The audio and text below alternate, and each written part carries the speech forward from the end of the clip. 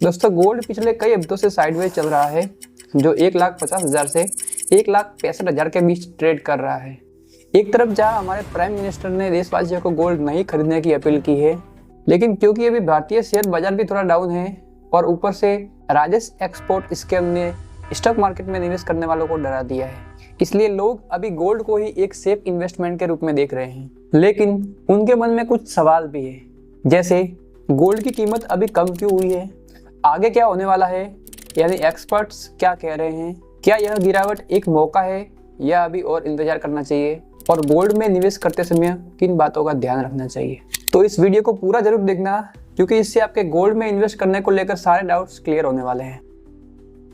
आज जब मैं ये वीडियो शूट कर रहा हूँ 11 जून 2026 को, तो 24 कैरेट 10 ग्राम सोने की कीमत लगभग 1,52,000 के आसपास चल रही है। अगर इसका पिछले कुछ महीनों का सफर देखें तो 29 जनवरी 2026 को इसने 1,85,000 की कीमत क्रॉस करके इस साल का हाई बनाया था। फिर मार्च में 1,46,000 का इस साल का अभी तक का लो बनाया था। अभी ये 1,52,000 के आसपास ट्रेड कर रहा है, यानी जनवरी के हाई से अभी सोना करीब 25 से 30,000 सस्ता चल रहा है। चलिए अब ये समझते हैं कि जब दुनिया में युद्ध और मंदी के हालात है, फिर भी सोना क्यों गिर रहा है। दोस्तों जब भी सोने की कीमत कम होती है तो उसके पीछे कई कारण होते हैं, लेकिन अभी के टाइम पर ये 3 कारण सबसे ज्यादा रेस्पॉन्सिबल है। नंबर 1, डॉलर की मजबूती। आज से कुछ महीनों पहले जिस डॉलर की कीमत 80 से 85 रुपए चल रही थी, आज वो 95 को क्रॉस कर चुका है, यानी हमारा रुपया अभी डॉलर के मुकाबले कमजोर और डॉलर मजबूत हो गया है। और ये हाल दुनिया के कई देशों का है, जो अभी भारत का है।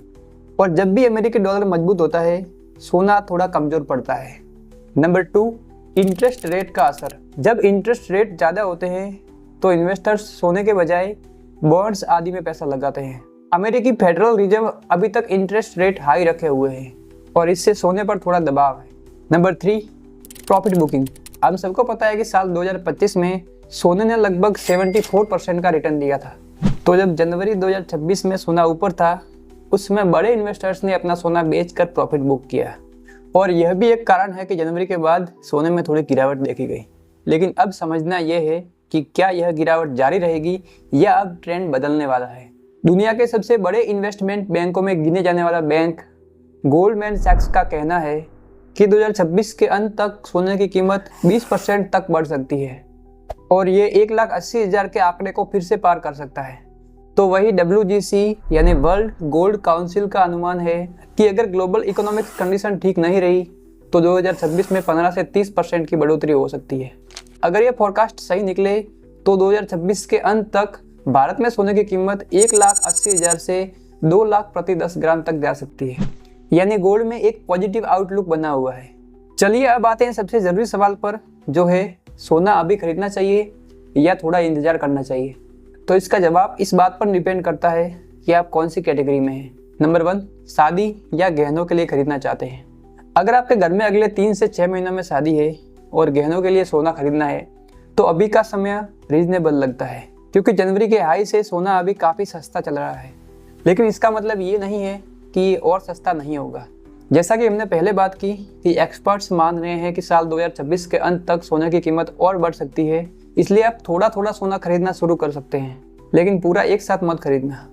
नंबर 2, शॉर्ट टर्म इन्वेस्ट के लिए, मान के चलो 6 महीनों के लिए।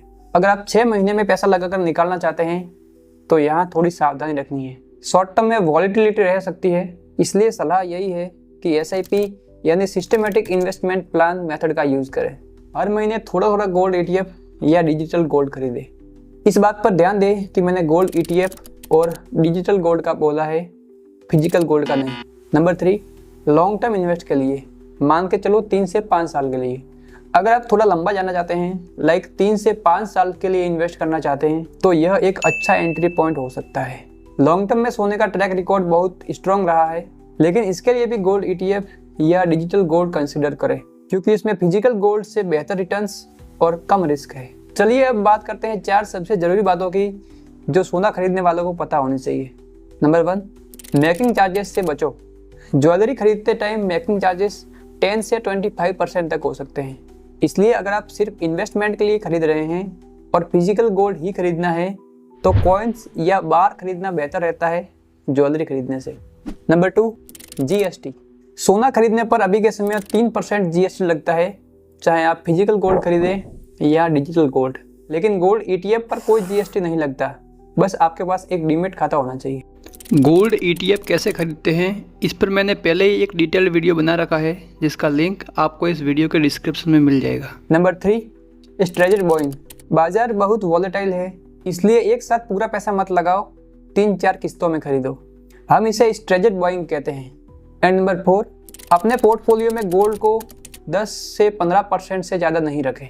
फाइनेंशियल एक्सपर्ट्स मानते हैं कि आपके टोटल पोर्टफोलियो का 10 से 15% से ज़्यादा सोना नहीं होना चाहिए। अब ऐसा क्यों है, ये हम किसी और वीडियो में जानेंगे। तो दोस्तों, सोना हमेशा से भारतीयों का एक प्रिय निवेश रहा है, इसलिए समझदारी से किया गया निवेश हमेशा फायदेमंद होता है। अगर ये वीडियो आपको हेल्पफुल लगा हो तो इसे लाइक करें और अपने दोस्तों और परिवार के साथ शेयर करें, जिससे यह जानकारी उनके भी काम आए। कमेंट में मुझे बताओ कि आप सोने में किस तरह इन्वेस्ट करते हैं, और फाइनेंस और इन्वेस्टिंग को लेकर ऐसे ही वीडियोस देखते रहने के लिए इस चैनल को सब्सक्राइब जरूर करें। मिलते हैं अगले वीडियो में, तब तक के लिए हैप्पी इन्वेस्टिंग।